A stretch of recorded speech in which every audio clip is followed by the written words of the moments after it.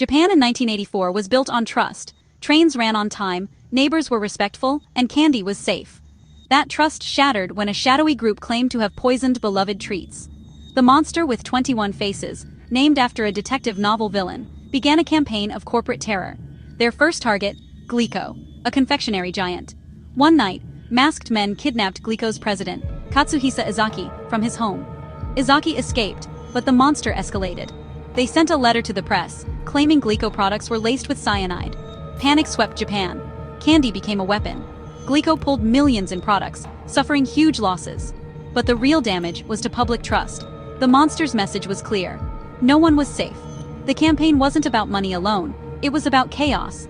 The police, media, and public became unwilling players in a dangerous game.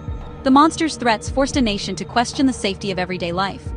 The story of the monster with 21 faces had only just begun. Japan was left reeling, unsure who would be targeted next. The monster had sent its first chilling message. The monster's letters kept coming, taunting, mocking, and impossible to trace. They demanded ransom, but collecting it was a twisted game designed to humiliate police.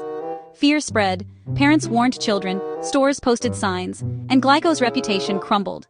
The monster attacked not just companies, but the nation's peace of mind. The media amplified every threat, turning the monster into a household name. Police scrambled, always a step behind.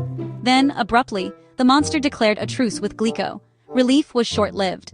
The monster shifted targets to other food giants, Morinaga, Marudai Ham, House Foods. The campaign of terror expanded, and the public's anxiety deepened. The monster manipulated the media, controlling the narrative. Every new letter was headline news. The police were outplayed at every turn. The monster's game was far from over. Japan braced for what would come next. The monster's threats became reality. Morinaga candy laced with cyanide appeared in stores. Labels warned, "Danger contains toxins. You will die if you eat this." Miraculously, no one was harmed. The warnings worked. But the terror was real. Products vanished from shelves, losses soared, and trust evaporated. The monster wanted panic, not bodies. Police intensified their hunt, but the monster stayed ahead. During a money drop, an investigator glimpsed a suspect. The fox-eyed man. His face became a national obsession, but he remained a phantom. Security footage captured a suspect. Well-built, glasses, baseball cap, but no one could identify him. The monster left fingerprints, voice recordings, and video, but none led to an arrest. The fox-eyed man became the faceless symbol of the case. The monster's power was in their invisibility. The public watched, helpless, as the monster taunted police and companies alike. The monster's campaign was relentless. The police were left chasing shadows.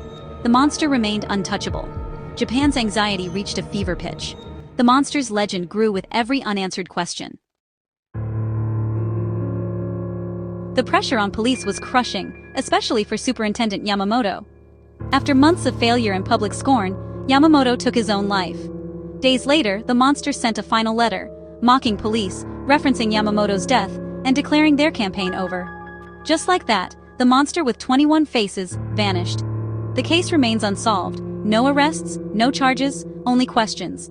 The evidence, fingerprints, recordings, video, never revealed the culprits. The monster's silence was their final act. Theories abound. Inside job, organized crime, radicals, or clever amateurs. None fit perfectly. The monster's greatest trick was disappearing without a trace. They left behind fear, mystery, and a nation forever changed. The monster with 21 faces became Japan's perfect unsolved crime, and their shadow lingers to this day.